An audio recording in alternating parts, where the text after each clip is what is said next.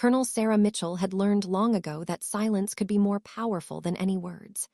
At 52 years old, with silver threads running through her dark hair and lines around her eyes that spoke of desert suns and sleepless nights, she had earned every bit of authority she carried. But on this humid August morning at Fort Bragg, North Carolina, none of that seemed to matter. She stood at the back of the briefing room, dressed in standard fatigues with her rank insignia clearly visible on her chest. The room buzzed with pre-meeting chatter as junior officers and enlisted personnel filtered in for what had been announced as a routine operational update. Sarah preferred standing rather than taking her seat at the front table. It gave her a better view of the room and let her observe without drawing attention. That was when he walked in. Lieutenant Commander Derek Stone moved like a man who had never questioned his place in the world. He was Navy SEAL through and through, broad shoulders, confident stride, and that particular swagger that came from years of dangerous missions and successful operations. At 38, he was in his prime, and he knew it. His uniform was crisp, his bearing was perfect, and his eyes swept the room with the automatic assessment of someone trained to evaluate threats. Those eyes landed on Sarah and paused. Then, to her surprise, he changed direction and walked straight toward her. "Excuse me, ma'am," he said, his tone polite but with an edge of something else underneath. "I think you might be in the wrong room. This briefing is for senior military personnel only. The family support group meetings are in Building 12. The conversations around them began to fade as heads turned. Sarah felt the familiar weight of the moment settling on her shoulders. She had been through this before, more times than she cared to count. But it never got easier. It never stopped feeling like a test she had already passed 1,000 times but would be required to take again and again. "I'm exactly where I need to be, Lieutenant Commander," Sarah said quietly, her voice steady. Stone's eyebrows rose slightly. He glanced at her collar, seeming to notice the rank insignia for the first time. But instead of the immediate apology she might have expected, he let out a small laugh. It was not quite mocking, but it was not respectful either. "Colonel, huh?" He said the word like he was testing it out, seeing how it felt in his mouth. "No offense intended, but I've been working with Special Operations Command for 15 years, and I've never seen you at any of the major briefings or field operations. What unit are you with?" Other officers were openly watching now. Sarah saw Captain Rodriguez near the front of the room shift uncomfortably in his seat. He had served under her command in Afghanistan and knew exactly who she was. But he was too junior to speak up, and they both knew it. "I've been with SOCOM for 23 years, Sarah replied, keeping her voice level. "Perhaps we've been in different circles." "Different circles," Stone repeated, and this time there was no mistaking the condescension in his tone. "Look, I'm sure you've had a fine career doing whatever it is you do. Logistics, personnel management. But this briefing involves active operational intelligence from ongoing missions in 3 combat zones. Unless you have a current security clearance at the TSSCI level or above, I'm going to have to ask you to step out." The room had gone completely quiet now. Sarah could feel dozens of eyes on her, waiting to see how she would respond. She recognized this game. Stone was not just questioning her presence. He was testing her, the way certain men always felt compelled to test women in uniform, no matter their rank or experience. He wanted her to get angry, to lose her composure, to prove whatever assumptions he had already made about her. She would not give him that satisfaction. "My clearance is quite current, Lieutenant Commander," she said. "But I appreciate your attention to security protocols. It's important that we maintain proper procedures." Stone's jaw tightened slightly. He had expected her to back down or to escalate. Her calm response seemed to throw him off balance, but instead of backing off, he doubled down. "With all due respect, Colonel, I've been briefing flag officers for the past 5 years. I know every senior officer in SOCOM, and I've never heard your name come up. Not once. So either your support staff who somehow got promoted beyond your competence, or—" He trailed off, but the implication hung in the air like smoke. Captain Rodriguez finally stood up. "Commander Stone, perhaps we should." "Sit down, Captain," Stone said sharply, not taking his eyes off Sarah. I'm trying to maintain operational security here. We have highly classified information being shared today, and I will not compromise that because someone feels entitled to sit in on meetings above their pay grade." Sarah took a slow breath. She had spent 2 decades in special operations, most of it in places whose names she still could not speak and doing work she could never fully describe. She had commanded teams in situations that would have broken lesser people. She had made decisions that saved lives and decisions that haunted her in the quiet hours of the night. She had earned her place in this room 100 times over. But she had learned something else in those years, too. She had learned that sometimes the strongest move was to wait, to let the moment develop, to let people reveal themselves fully before responding. "I understand your concern, Lieutenant Commander," she said. "Why don't we let the briefing officer make the final determination when they arrive? I'm sure they can verify who should and should not be present." Stone's face flushed slightly. He was not used to people refusing to engage with his provocations. "That's not how this works. As the senior SEAL representative here, I have the authority to." The door at the front of the room opened. 4 men walked in, and the entire room snapped to attention so fast it was like watching a wave crash across the space. Everyone except Sarah, who simply straightened slightly from her position against the back wall, and Stone, who spun around to see what had caused the sudden reaction. 4 generals entered in a line. 4 stars glittered on each of their shoulders, catching the fluorescent light like captured lightning. These were not men who made social visits to briefing rooms. These were the people who ran wars, who advised presidents, who made decisions that altered the course of history. And all 4 of them were looking directly at Sarah Mitchell. The first general, a tall man with steel-gray hair and a face carved from granite, spoke first. His voice carried the kind of authority that made grown soldiers feel like children. "Good morning, everyone. Please be seated." He waited until the room had settled before continuing. "I apologize for our late arrival. There was a situation that required immediate attention. However, I'm glad to see that Colonel Mitchell is already here. That saves us some time." Stone had gone completely still. Sarah watched him out of the corner of her eye and saw the exact moment comprehension began to dawn on his face. It was like watching ice crack on a frozen pond, slow at first, then spreading rapidly. The second general, shorter but no less imposing, stepped forward. "Colonel Mitchell, thank you for agreeing to lead this briefing. Your expertise in this area is unmatched, and we're fortunate to have you here to bring everyone up to speed on Operation Silent Thunder." Operation Silent Thunder. The words hung in the air like a challenge. Sarah saw recognition flicker across several faces in the room, those who had the clearance to know what that operation name represented. She saw confusion on others, and on Lieutenant Commander Stone's face, she saw something else entirely. She saw the dawning realization that he had made a terrible mistake. The third general spoke next, his voice carrying a hint of warmth that the others lacked. "For those of you who don't know, Colonel Mitchell has been the lead operational planner for our Joint Special Operations Task Force for the past 8 years.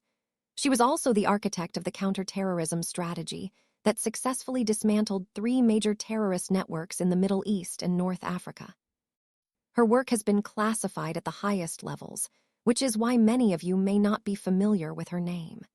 But I can assure you, if you've been involved in SOCOM operations in the last decade, you've been executing strategies that Colonel Mitchell designed." The fourth general, the oldest of them, simply nodded toward Sarah. "Colonel, the floor is yours whenever you're ready." Sarah pushed off from the wall and walked toward the front of the room. She had to pass directly by Lieutenant Commander Stone to reach the podium. As she approached, she saw him start to open his mouth, saw him struggle to find words that could possibly address what had just happened. She paused beside him, just for a moment, and spoke quietly enough that only he could hear. "Different circles indeed, Lieutenant Commander." Then she stepped up to the podium, connected her laptop to the projection system, and began the briefing that would change the course of the next 6 months of operations for every person in that room. But as she spoke, laying out intelligence assessments and operational recommendations with the practiced ease of someone who had done this countless times before. Part of her mind was still back in that moment before the generals arrived. Still feeling the weight of Stone's doubt and dismissal. Still carrying the burden that women in uniform knew all too well, that they would be questioned, tested, and forced to prove themselves over and over again, no matter how much they had already achieved. The briefing lasted 90 minutes. Sarah presented intelligence on emerging threats, outlined strategic recommendations, and answered questions with the kind of detailed knowledge that made it clear she had not just read reports but had lived this material. When she finished, the generals thanked her. Several other officers approached with follow-up questions, and the room slowly emptied. Lieutenant Commander Derek Stone was the last to leave. He lingered near the door, clearly wanting to say something but not quite able to find the words. Sarah watched him struggle with it as she packed up her materials. Finally, he approached. "Colonel Mitchell, I owe you an apology. I was completely out of line earlier. I made assumptions that were." He struggled for a moment. "There's no excuse for how I treated you." Sarah looked at him steadily. This was the moment where she could be gracious, where she could make it easy for him, where she could smooth over the awkwardness and let him feel better about his mistake. That was what women were expected to do, to make their own mistreatment more comfortable for the men who perpetrated it. But she was tired, so very tired. "You're right, Lieutenant Commander. There is no excuse. And I accept that you're apologizing, but I want you to understand something. This wasn't just about me. This was about every woman who has ever been questioned when she walked into a room she had every right to be in. Every woman who has been assumed to be less competent, less qualified, less worthy simply because of her gender. You didn't question me because you had legitimate security concerns. You questioned me because you saw a woman, and you automatically assumed I didn't belong." Stone's face had gone red, but to his credit, he didn't look away. "You're right, and I need to do better." "Yes," Sarah said simply, "you do." She picked up her bag and walked toward the door, but just before she left, she turned back. "For what it's worth, Lieutenant Commander, your record speaks well of you. You're a good operator and you've served with distinction. But being good at your job doesn't make you a good leader. Real leadership means recognizing the value in people, even when they don't look like what you expect. Especially then." Then she was gone, leaving Stone alone in the empty briefing room with his thoughts and his shame. Sarah walked out into the hot North Carolina sun and allowed herself a moment to simply breathe. These moments took something from her, every single time. They wore away at her like water on stone, invisible but constant. But she had learned to carry it, this weight of constantly having to prove herself. She had learned to turn it into armor. What she did not know, what she could not know as she walked across the base toward her office, was that this morning's encounter was about to change everything. That Lieutenant Commander Derek Stone's assumptions and disrespect had been witnessed by the wrong people, and that the consequences would ripple outward in ways none of them could have predicted. Part 2. The Whisper Campaign. The next morning, Sarah arrived at her office to find a handwritten note slipped under her door. The paper was expensive, the handwriting precise. It contained just 4 words: "We need to talk." It was signed by General Marcus Hewitt, the first of the 4 generals who had entered the briefing room the previous day. He was the current deputy commander of U.S. Special Operations Command, which made him one of the most powerful military officers in the world. When Marcus Hewitt said you needed to talk, you cleared your calendar. Sarah found him waiting in her office, standing by the window that looked out over the training grounds. He was in his early 60s, tall and spare, with the kind of posture that spoke of a lifetime of military discipline. But his eyes, when he turned to look at her, were weary. "Close the door, Sarah," he said. It was not a request.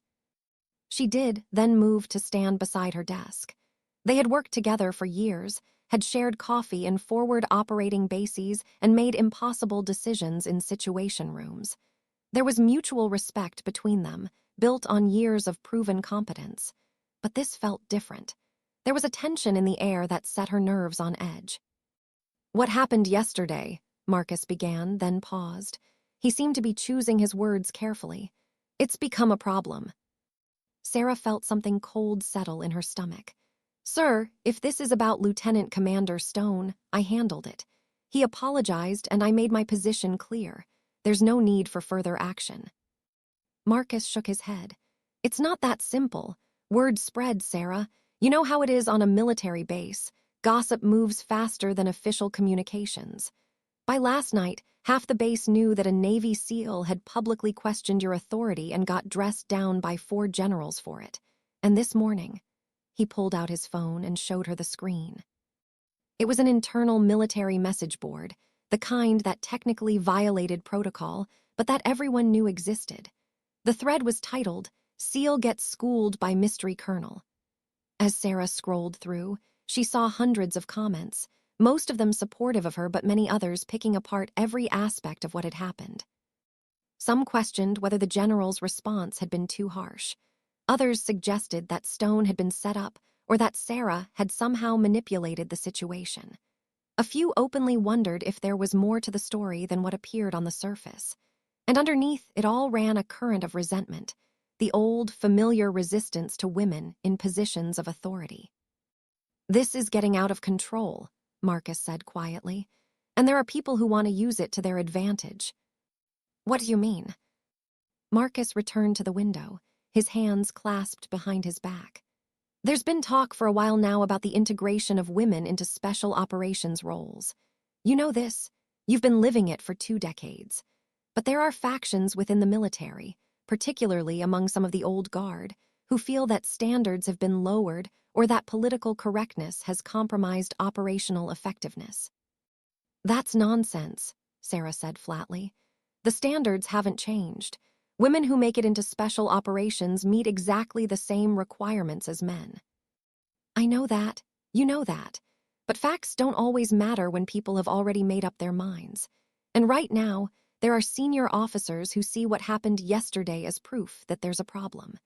They're framing it as evidence of a hostile environment for male service members, where men can be publicly humiliated for asking reasonable questions."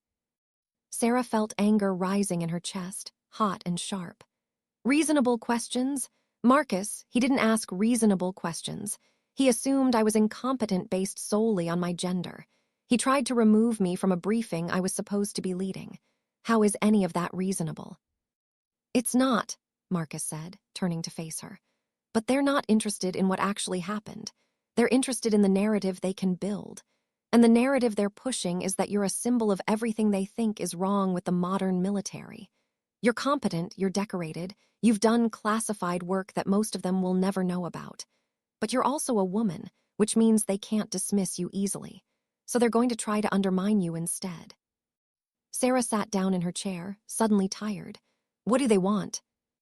"They want you to apologize to Stone. Publicly. They want you to admit that perhaps you were too aggressive in your response, that maybe the situation could have been handled with more sensitivity to his position. They want you to make yourself smaller, so they can feel better about the fact that you're excellent at your job." "Absolutely not." "I told them you'd say that." Marcus almost smiled. "But Sarah, you need to understand what you're up against here. These aren't just disgruntled officers. This goes higher. There are people with real power who want to see you fail, and they're patient. They'll wait for you to make a mistake, any mistake, and then they'll use it to tear down everything you've built." Sarah looked at her hands, at the calluses and scars that told stories she could never fully share. She thought about the missions she had planned, the lives saved by her strategies, the terrorists stopped by her intelligence work. She thought about the young female officers who had told her she was an inspiration, who had said that seeing her succeed had made them believe they could do it too. "I'm not going to apologize for being good at my job," she said finally. "I'm not going to make myself less so that insecure men can feel more. I've been doing that my whole career, Marcus. Little accommodations, small compromises, always being careful not to outshine or intimidate or threaten. I'm done with it." Marcus nodded slowly. "I thought you might say that too, which is why I'm here to give you a warning. Things are going to get worse before they get better, much worse, and I need you to be prepared for what's coming." Over the next 2 weeks, Sarah discovered exactly what Marcus had meant. It started with small things. She would arrive at meetings to find that the invitation had been, accidentally, rescinded. Reports she submitted would be returned with excessive nitpicking about minor formatting issues. Equipment requisitions she approved would be flagged for additional review. None of it was dramatic enough to protest, but all of it was designed to slow her down, to create friction, to make her work harder for basic functions of her job. Then came the whispers. She would walk into the dining facility and see groups of officers fall silent. She would pass clusters of junior enlisted personnel who would stop talking and watch her with expressions that ranged from sympathy to suspicion. Someone had started a rumor that she had demanded Stone be court-martialed. Another rumor claimed she had gone to the media about the incident. Neither was true, but truth seemed to matter less and less. Lieutenant Commander Derek Stone, for his part, had been transferred to a training posting in California. The official reason was that his expertise was needed for a new program. The unofficial reason, Sarah learned through back channels, was that his commanding officer had wanted to get him away from Fort Bragg before the situation escalated further. But his absence only seemed to feed the narrative that he had been punished unjustly. 3 weeks after the initial incident, Sarah was called to a meeting with her direct superior, Major General William Carver. Carver was old-school military, 65 years old, with a chest full of medals from a career that stretched back to the First Gulf War. He had always been professional with Sarah, if not particularly warm. But when she entered his office, the look on his face told her this was not going to be a pleasant conversation. "Sit down, Colonel," he said, gesturing to the chair across from his desk. "We need to discuss your future with SOCOM." Sarah sat, keeping her expression neutral. "Sir." Carver steepled his fingers, studying her. "You're an excellent officer, Sarah. Your record speaks for itself. The work you've done has been invaluable to our operations, but you've become controversial." "Controversial," Sarah repeated. "Sir, with respect, I haven't done anything to court controversy. I showed up to do my job and was challenged by a junior officer who made assumptions about my competence. That's not me being controversial. That's someone else being inappropriate." "I'm not saying you did anything wrong," Carver said, though his tone suggested he was not entirely convinced of that. "But perception matters. And right now, there's a perception that you're a divisive figure. Some people see you as a champion for women in the military. Others see you as someone who uses your gender as a weapon. Neither perception is helpful." Sarah felt her temper rising but kept her voice steady. "General, I don't use my gender as anything. I do my job. If other people have a problem with that, it's their problem, not mine." Carver leaned back in his chair. "That's a very idealistic position, Colonel. But in the real world, we have to deal with perceptions and politics. And the political reality right now is that you've become a lightning rod. The Army is already under scrutiny from Congress about diversity initiatives.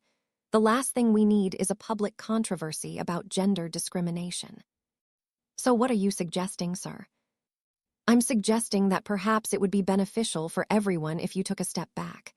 There's a position available at the Pentagon Policy Analysis and Strategic Planning. It's still important work, still at your rank and pay grade. But it would get you out of the operational spotlight for a while. Let things cool down." Sarah stared at him. "You're asking me to take a desk job in Washington because other people are uncomfortable with the fact that I'm good at my operational role. I'm offering you an opportunity to continue your career without the current complications," Carver said, his voice hardening slightly. "This is not a punishment, Colonel. This is strategic career management." "It's exile," Sarah said flatly, "and we both know it." Carver's jaw tightened. "You're putting me in a difficult position, Sarah. I've gone to bat for you. I've defended your record and your competence. But there are limits to what I can do. If you refuse this offer, I can't guarantee what will happen next." Sarah stood up. "With respect, sir, I didn't ask you to go to bat for me. I didn't ask for any of this. All I did was my job. And I'll continue to do my job here at Fort Bragg until I'm given a lawful order to do otherwise. If you want to reassign me, you'll need to do it officially, through proper channels with documentation. I won't quietly disappear to make other people comfortable." She saluted, turned on her heel, and walked out before Carver could respond. That night, Sarah sat in her small apartment off base and let herself feel the weight of what was happening.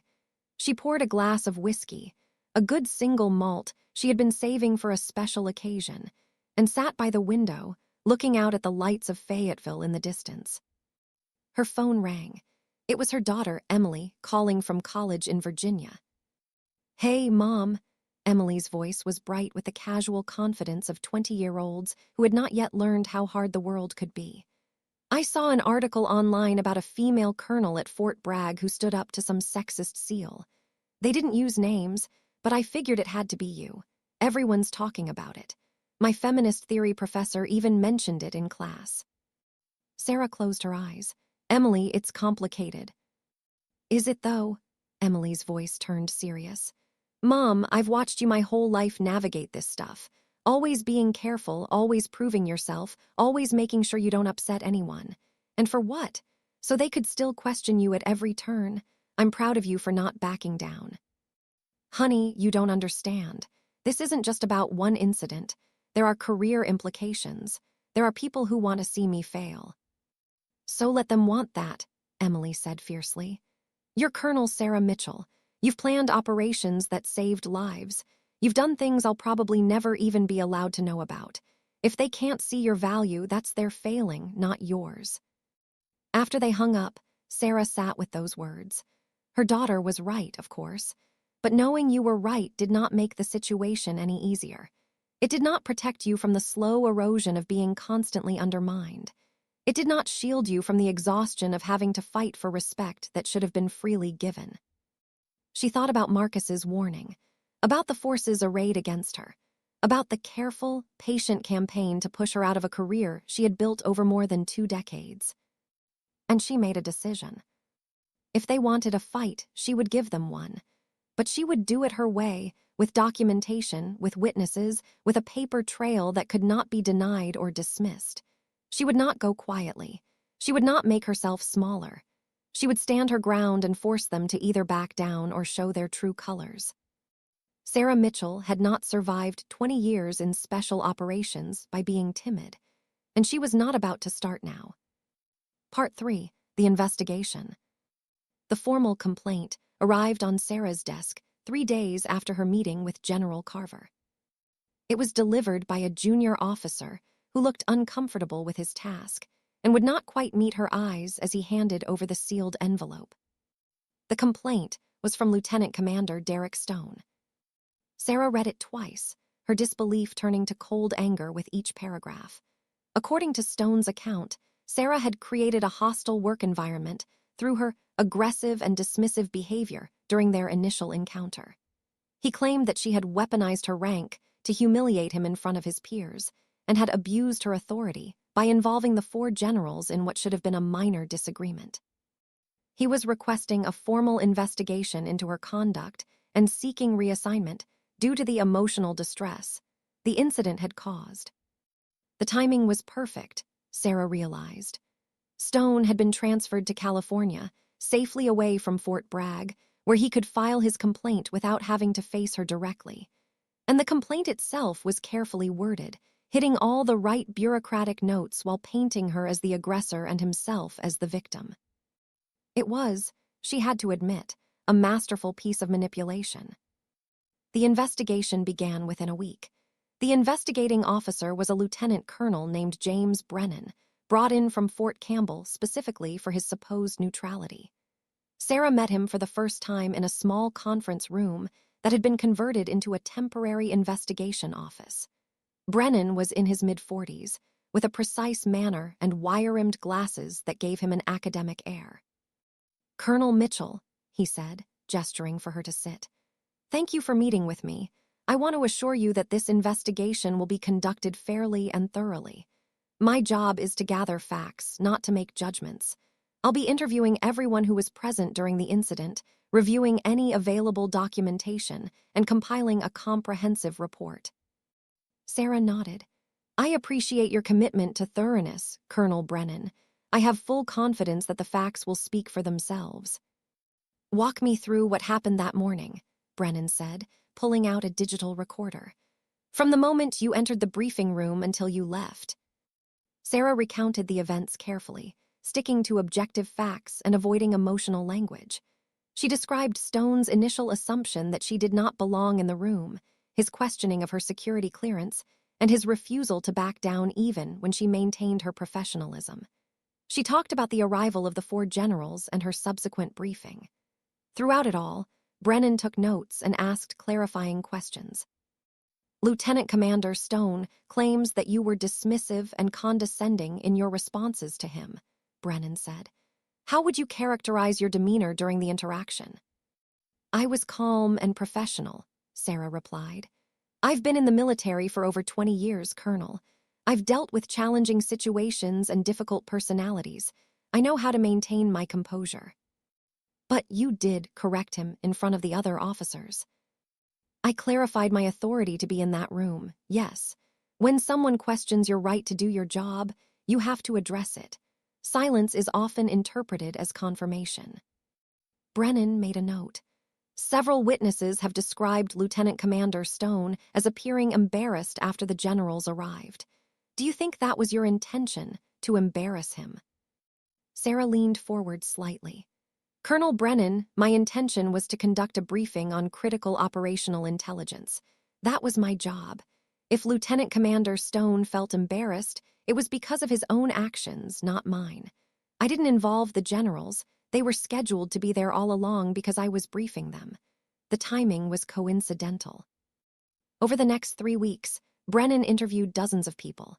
He talked to everyone who had been in the briefing room that morning. He spoke with Sarah's colleagues, her subordinates, and her commanding officers.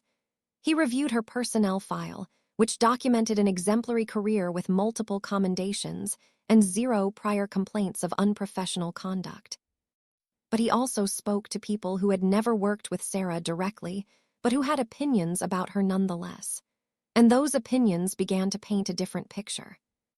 One senior NCO suggested that Sarah had always been overly sensitive about her gender. A major who had served briefly in her command 3 years earlier claimed she had been difficult to work with and demanding beyond what was reasonable. An instructor at the Special Operations Training Center mentioned that some candidates had complained about her harsh evaluation style. None of these claims were substantiated. None came with specific examples or documentation. But they accumulated in the investigation file like sediment, slowly building up a portrait of someone who was perhaps not quite the consummate professional her record suggested. Sarah learned about these interviews through her own network of allies. Captain Rodriguez, who had witnessed the original incident, came to her office one evening after hours. "Colonel, I think you should know what's happening," he said, closing the door behind him. "The investigation is going beyond just that morning. Brennan is digging into your entire career, looking for any hint of problems, and there are people who are more than happy to provide him with ammunition."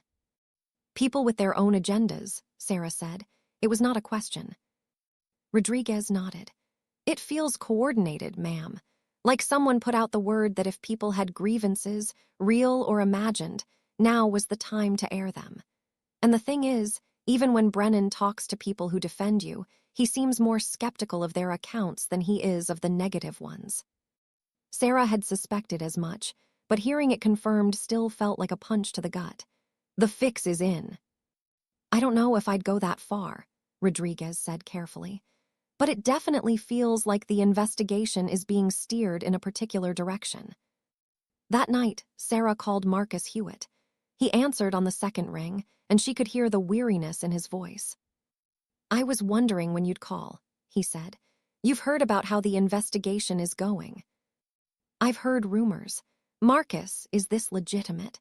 Or is Brennan just building a case to justify whatever decision has already been made?" There was a long pause. "Sarah, you know I can't interfere with an official investigation, but I will tell you this.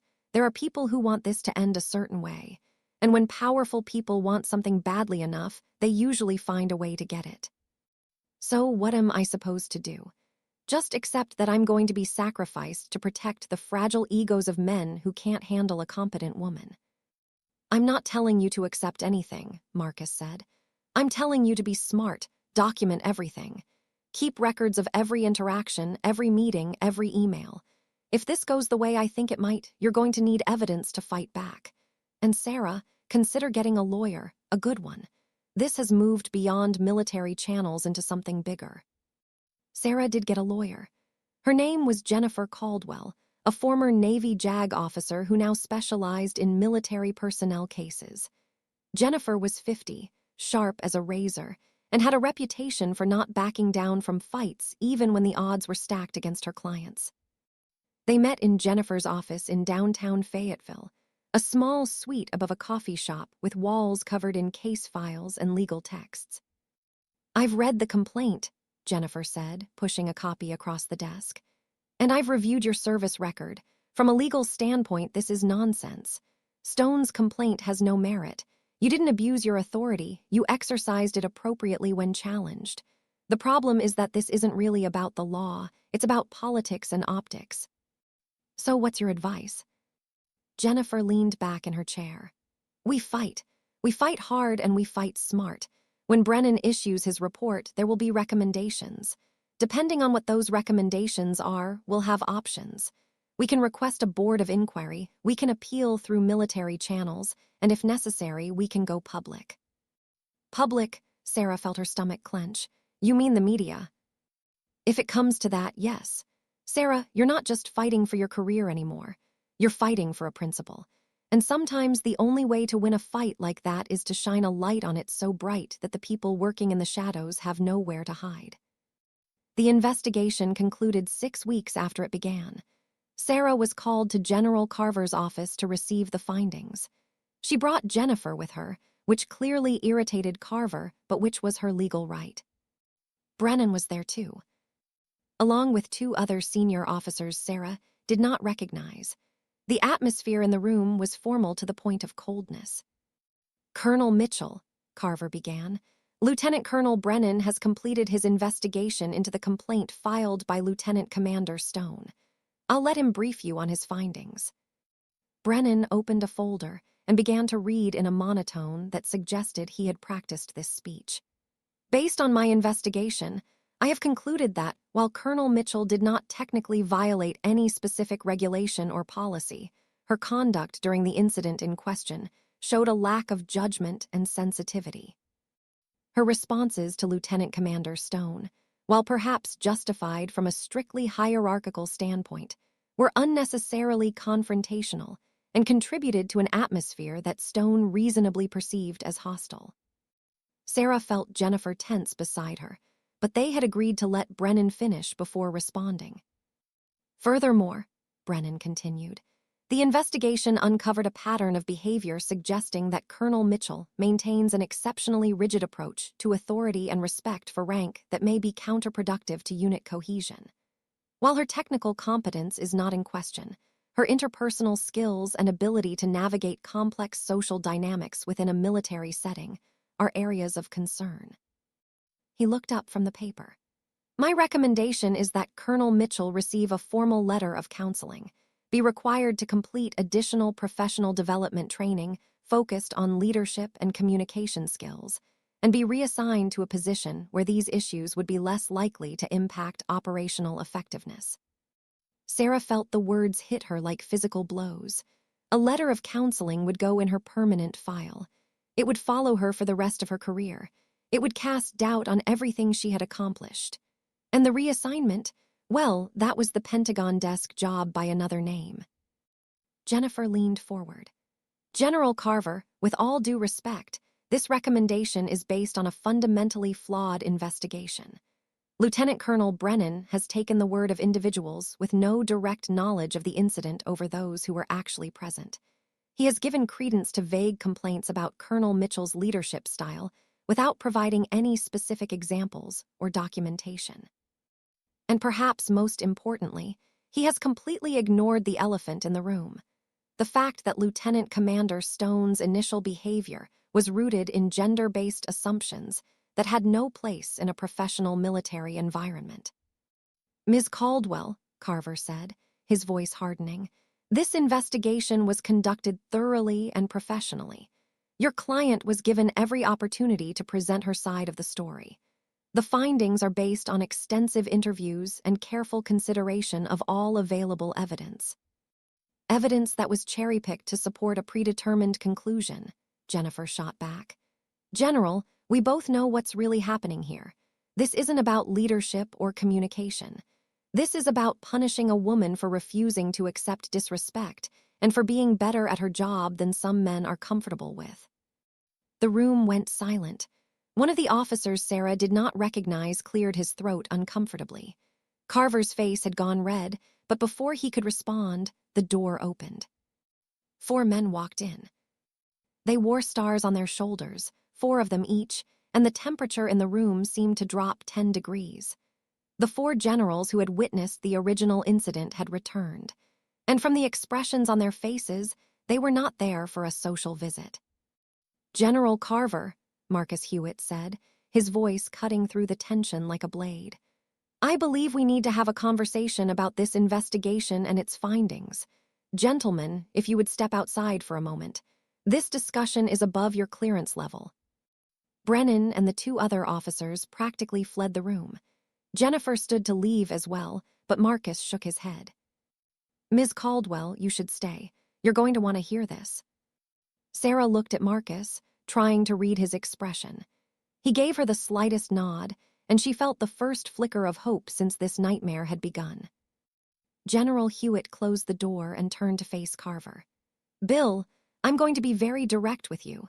This investigation was a sham from start to finish, and we all know it.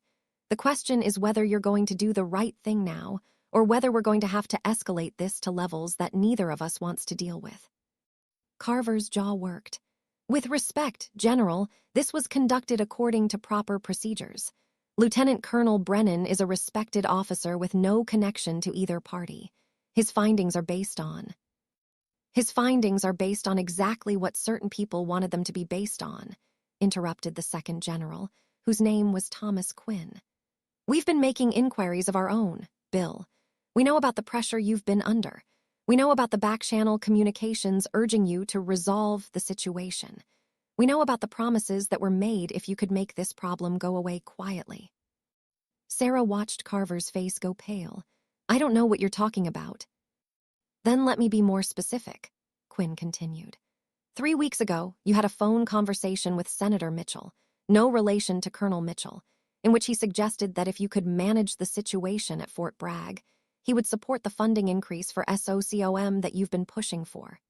2 weeks ago, you met with Colonel Bradley from the Pentagon, who indicated that your name was being considered for promotion to 3 stars, but that any controversy might complicate that. And 1 week ago, you had dinner with a group of retired officers who have been very vocal about their opposition to expanded roles for women in combat positions. Carver opened his mouth, then closed it again. He looked like a man watching his career flash before his eyes. The 3rd general spoke up. His name was Robert Chen, and he was the current director of operations for SOCOM. "Here's what's going to happen, Bill. You're going to reject Colonel Brennan's recommendation. You're going to issue a statement clarifying that Colonel Mitchell acted appropriately in all respects, and that this investigation found no basis for any disciplinary action. And you're going to ensure that nothing about this incident goes into her permanent file." "And if I don't," Carver's voice was barely a whisper. "Then we go to the Secretary of Defense with everything we know about how this investigation was compromised," Chen said flatly. "We present evidence of the political pressure you were under and the ways in which Lieutenant Colonel Brennan's investigation was steered toward a particular outcome. We document every irregularity, every interview that focused on unsubstantiated rumors rather than facts, every way in which proper procedure was twisted to serve an agenda. And then we let the chips fall where they may." The 4th general, whose name Sarah finally remembered was David Foster, added almost gently, "Bill, you're a good officer. You've had a distinguished career, but you let yourself be used in something ugly here. You have a chance now to do the right thing. I strongly suggest you take it." Part 4, The Reckoning. The statement from General Carver's office went out 3 days later. It was brief, formal, and carefully worded. After thorough review, no basis has been found for disciplinary action regarding Colonel Sarah Mitchell. The investigation into the incident of August 12th has been concluded with no findings of improper conduct. Colonel Mitchell continues to serve with distinction in her current role. The statement said nothing about Stone's complaint being dismissed or about the flawed investigation. It did not acknowledge the political pressure or the attempted career sabotage. But between the lines, for those who knew how to read military communications, the message was clear. Sarah Mitchell had won. But victory, Sarah was learning, often came with complications. The news spread through Fort Bragg like wildfire, and the reactions were sharply divided. Some officers and enlisted personnel congratulated her, quietly expressing relief that justice had been served. Others grew colder, more distant, as if her vindication was itself a threat. And in the wider military community, the ripples continued to spread. Sarah sat in her office 2 weeks after the announcement, reviewing intelligence reports, when her assistant knocked on the door. "Colonel, there's someone here to see you. He doesn't have an appointment, but he says it's important. A Lieutenant Commander Derek Stone." Sarah looked up sharply. Stone had returned to Fort Bragg. She hesitated for only a moment before nodding. "Send him in." Stone entered the office looking like he had aged 5 years in the past 2 months. His uniform was still impeccable, his bearing still military, but there was something different in his eyes, something that looked like genuine remorse. "Colonel Mitchell," he said, coming to attention. "Thank you for seeing me. I know I don't deserve your time." "Sit down, Commander." Sarah gestured to the chair across from her desk. She was curious despite herself. "I thought you were in California." "I requested a transfer back," Stone said, sitting ramrod straight in the chair. "I needed to speak with you in person, to apologize properly." "You already apologized, Commander, right after the initial incident." "That apology was—" Stone paused, seeming to struggle for words. "It was incomplete. I apologized for what I did in the moment, but I didn't understand the full extent of my actions. I didn't understand what I set in motion." Sarah studied him. "What changed your mind?" Stone took a deep breath. "My commanding officer in California. She's a colonel, been in the Navy for 28 years, commanded multiple operations. She's one of the best officers I've ever served under. And when she heard about what I'd done, what I'd accused you of, she sat me down and told me some things I needed to hear." He looked down at his hands. "She told me about her career, about the times she'd been questioned, doubted, dismissed, about how exhausting it is to constantly have to prove yourself when men with half your qualifications are automatically given the benefit of the doubt. She told me that what I did to you wasn't just an isolated mistake. It was part of a pattern that's been holding back talented officers for decades.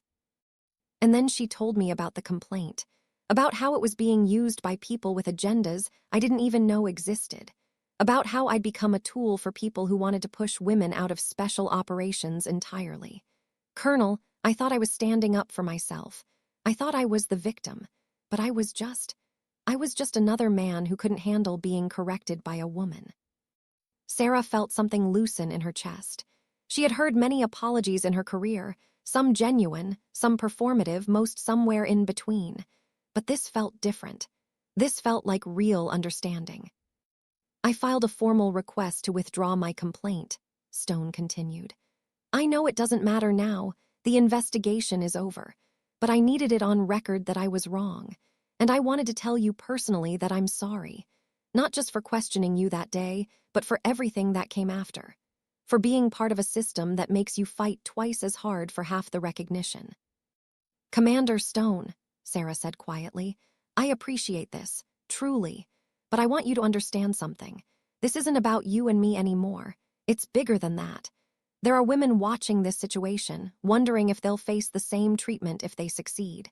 There are men watching too, wondering if they can still challenge authority without consequences. What happened here matters beyond our personal interaction." "I know," Stone said. "And that's the other reason I'm here. I want to do better. I want to help make things better. I don't know exactly what that looks like yet, but I'm willing to learn. If you're willing to let me try." Sarah considered this. Part of her wanted to send Stone away, to maintain her distance and her anger. But another part, the part that remembered being a young officer herself, making mistakes and learning from them, recognized the value in his willingness to change. "Tell you what, Commander," she said finally. "There's a briefing next week on integrated special operations teams. It's focused on building effective multi-service, multi-background units that leverage the strengths of all their members. Why don't you attend? And after, we can discuss what you learned." Stone stood, relief evident on his face. "Thank you, Colonel, I won't let you down." After he left, Sarah sat thinking about second chances and change.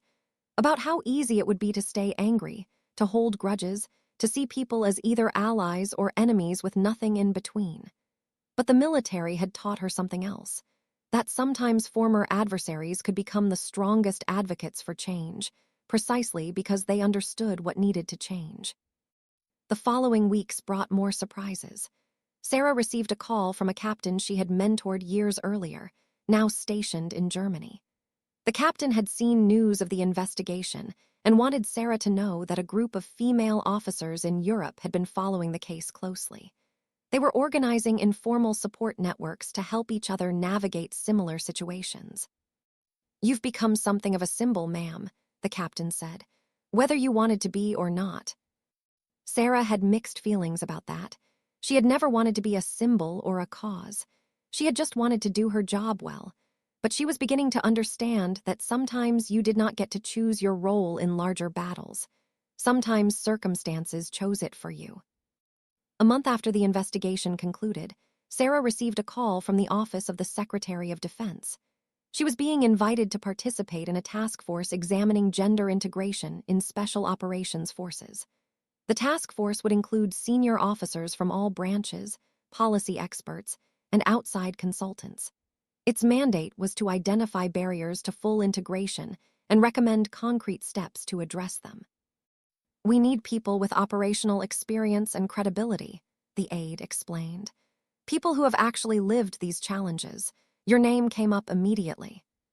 Sarah accepted, knowing it would mean additional work on top of her already demanding schedule. But she also knew it was an opportunity to influence policy, to potentially make the path easier for the women who came after her. The task force met for the first time in Washington 3 weeks later.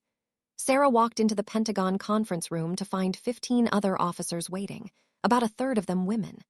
They introduced themselves, colonels and captains, majors and commanders, representing the Army, Navy, Air Force, and Marines. Each of them had stories not unlike her own, experiences that ranged from subtle discrimination to overt hostility. Over the next 3 months, they worked together to document the current state of gender integration in special operations.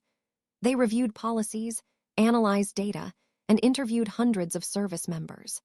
What emerged was a picture more complex than simple discrimination.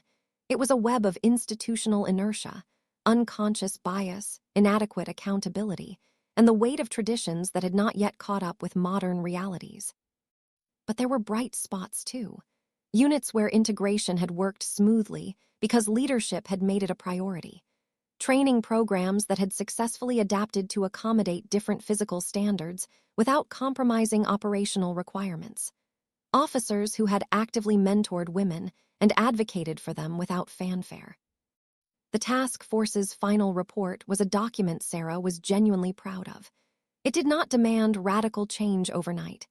Instead, it laid out a roadmap for continued progress, with specific benchmarks, accountability measures, and resources allocated to support implementation. It acknowledged the challenges while insisting they were surmountable. And it made clear that full integration was not just a matter of fairness. It was an operational necessity in a military that needed to draw on the full talent pool of the nation. The report was presented to senior Pentagon leadership in December, 5 months after the incident that had started everything. Sarah was part of the briefing team, and as she stood in that room presenting findings and recommendations to some of the most powerful military officers in the country, she thought about how far she had come. She thought about the scared young second lieutenant she had been 3 decades ago, joining a military that was not quite sure what to do with women who wanted to serve in combat roles. She thought about all the small battles fought and often lost, the compromises made, The anger swallowed. She thought about the women who had come before her, breaking down doors that she had been able to walk through. And she thought about the women who would come after, who might find the path just a little bit easier because of the work being done now. The briefing went well. Questions were tough but fair. Several senior officers expressed genuine interest in implementing the recommendations. And afterward, as Sarah was gathering her materials, one of the generals approached her privately. "Colonel Mitchell, I've been following your career for a while now," he said. "Your work has been exceptional, and I think you have more to contribute at higher levels. Have you given thought to your next assignment?" Sarah looked at him carefully, trying to read his intent. "I've been focused on my current duties, sir." The general smiled slightly. "I think you should start thinking beyond your current duties. There's a position opening up in the Joint Special Operations Command, Deputy Director for Operations. It would mean a promotion to Brigadier General." Sarah felt her heart skip. A star. After everything that had happened, after all the attempts to push her out, they were talking about promoting her. "It's not a guarantee," the general continued. "You'd need to interview, and there are other candidates. But your name is on the short list, and you should know that you have strong advocates, people who believe in your capabilities and your leadership." "Thank you, sir," Sarah managed. "I would be honored to be considered." After he left, Sarah stood alone in the conference room for a moment, letting herself feel the weight of the possibility. A general's star. It would mean new challenges, new responsibilities, new opportunities to shape policy and operations at the highest levels. It would also mean new scrutiny, new battles, new people who would question whether she deserved to be there.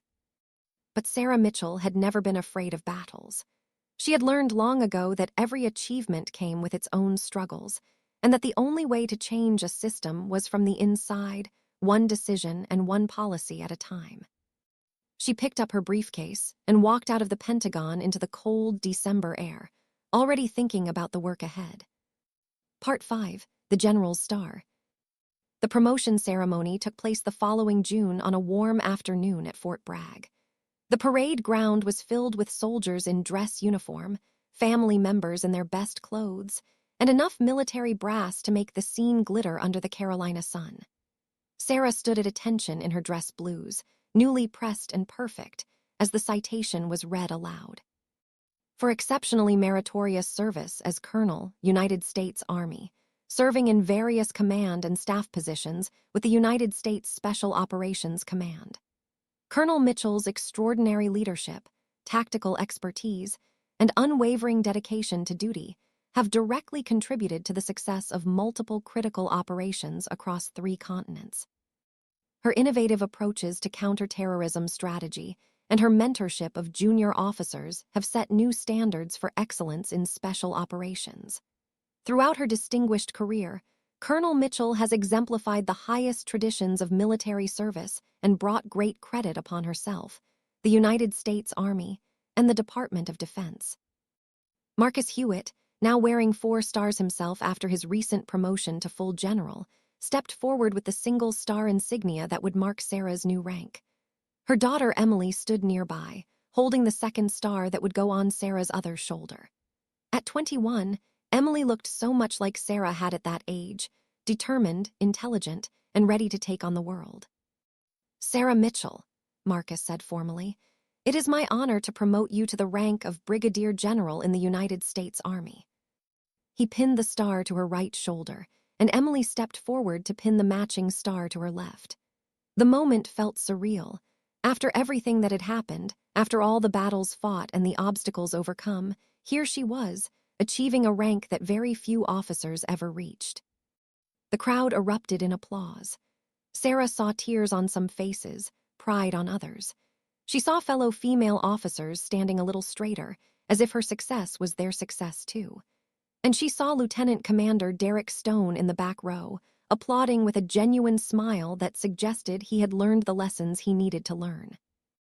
After the ceremony, there was a reception in the officers' club. People came up to congratulate her, to shake her hand, to tell her what her achievement meant to them. Some of the stories brought tears to Sarah's eyes, young women who said she had inspired them to stay in the military when they had been ready to quit Junior officers who set her example had shown them that excellence would eventually be recognized, even when the path was difficult. But there were also some faces conspicuously absent. General Carver had retired 2 months earlier, citing personal reasons, but everyone knew the real story. Lieutenant Colonel Brennan had been quietly transferred to a desk job in Kansas, his career effectively stalled. Several of the officers who had provided negative statements during the investigation had found their own careers mysteriously failing to advance as expected. The military took care of its own, Sarah had learned, but it also had a long memory for those who violated its core values. As the reception was winding down, Marcus pulled Sarah aside to a quieter corner of the room. "You've earned this," he said simply. "Every bit of it. But you know it's going to be harder now, right? A female general in JSOC is going to face scrutiny that male officers never deal with.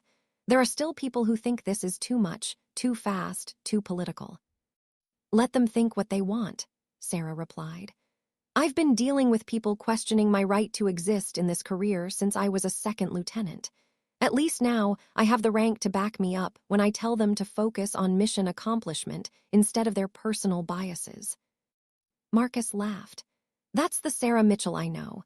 But seriously, you're going to be in a position now where you can make real changes.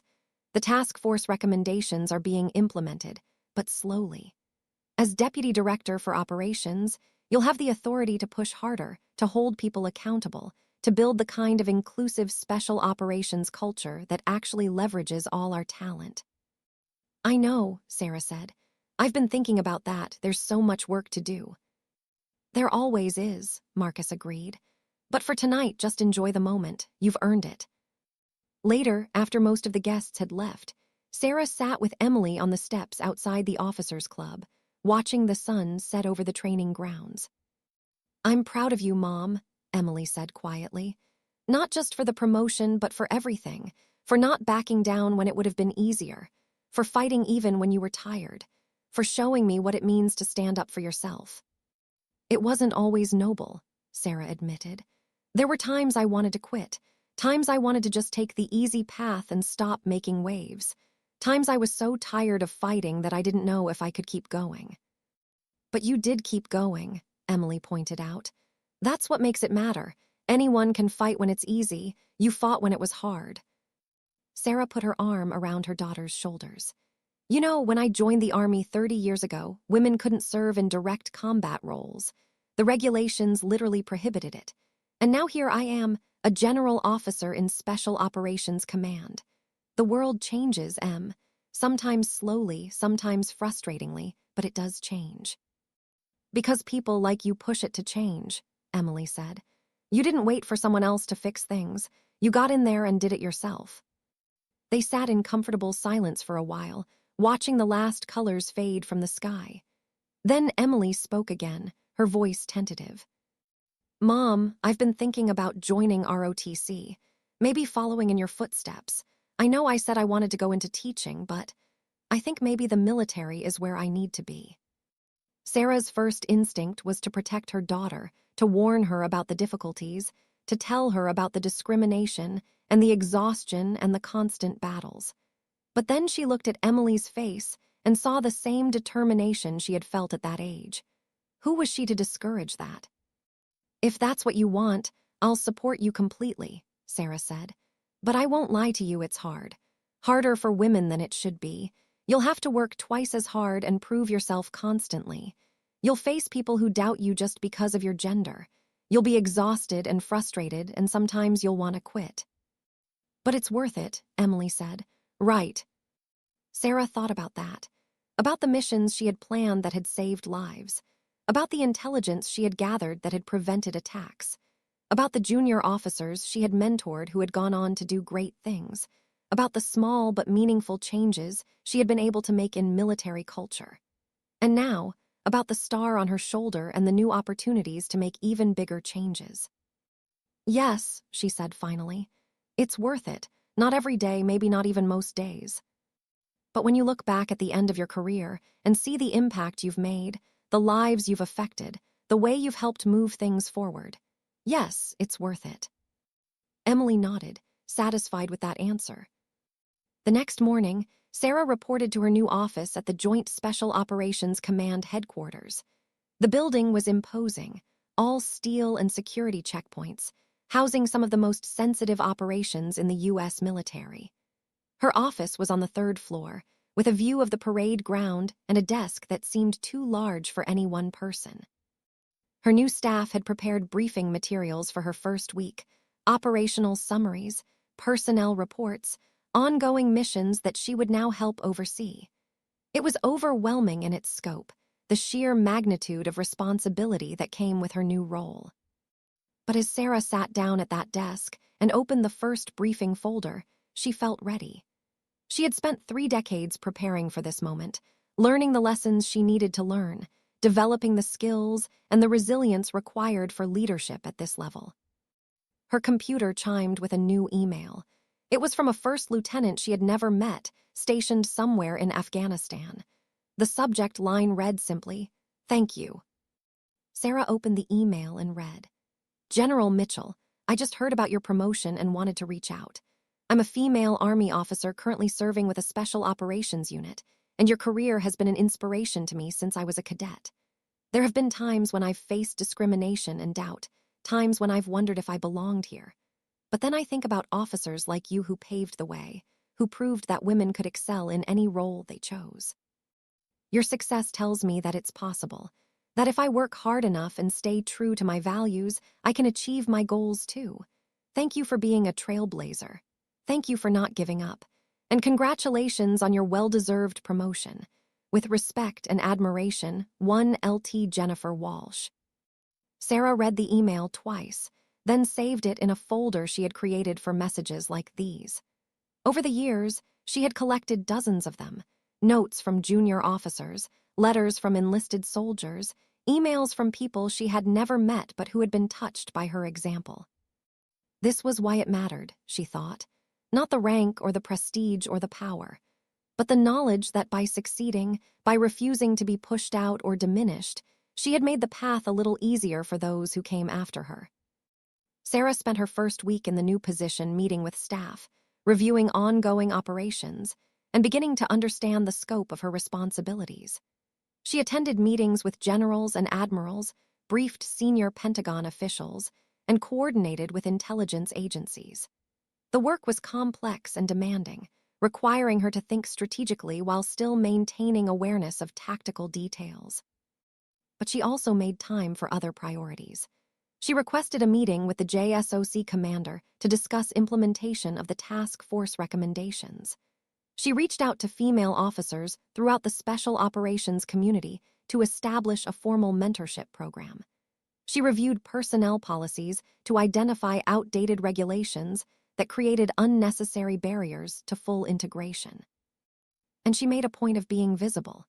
She attended unit events, visited training facilities, and made herself available to junior officers who wanted guidance or advice. She knew that representation mattered, that seeing a female general in a position of authority sent a powerful message to everyone who had been told, explicitly or implicitly, that such achievements were not possible. 3 months into her new position, Sarah was invited to speak at the Army War College to a class of mid-career officers. The topic was leadership in complex operational environments, but as she stood before the assembled majors and lieutenant colonels, she knew they wanted to hear about more than tactics and strategy. Leadership is not just about making correct decisions, she told them. It's about creating an environment where everyone can contribute their best work. And that means recognizing that excellence comes in many forms, from many backgrounds, and sometimes from unexpected places. She paused, looking out at the faces before her. A mix of men and women, diverse in background and experience, but united in their commitment to service. Some of you will face challenges in your career that have nothing to do with your competence or dedication, she continued. You'll be doubted because of your gender, your race, your background, or simply because you don't fit someone's narrow expectation of what a leader should look like. And when that happens, you have a choice. You can let it diminish you, or you can use it as fuel to prove them wrong. After the talk, a young major approached her. She was perhaps 30 years old, with the confident bearing of someone who had already seen combat. "General Mitchell," the major said, "I was in that briefing room at Fort Bragg last year. I saw what happened with the SEAL officer. I saw how you handled it, with professionalism and dignity even when you were being disrespected. And I want you to know that it mattered to me. I was dealing with a similar situation in my own unit, and seeing you stand your ground gave me the courage to do the same." Sarah shook her hand warmly. "How did it turn out?" "I filed a formal complaint," the major said. "It was investigated properly this time, and the officer who had been harassing me was reassigned. My commanding officer was supportive throughout, and I think seeing what happened with your case made people realize they needed to take these situations seriously." "That's good to hear," Sarah said sincerely. "We're making progress slowly but surely, but we need officers like you to keep speaking up, to keep holding the line. Change happens because people refuse to accept the status quo." As the major walked away, Sarah reflected on how far things had come in just 1 year. The incident with Stone had been painful, had threatened her career, and had exposed ugly truths about persistent biases. But it had also created opportunities for conversation, for policy changes, for cultural shifts that might not have happened without that catalyst. Sometimes, she thought, the battles you didn't choose to fight turned out to be the most important ones.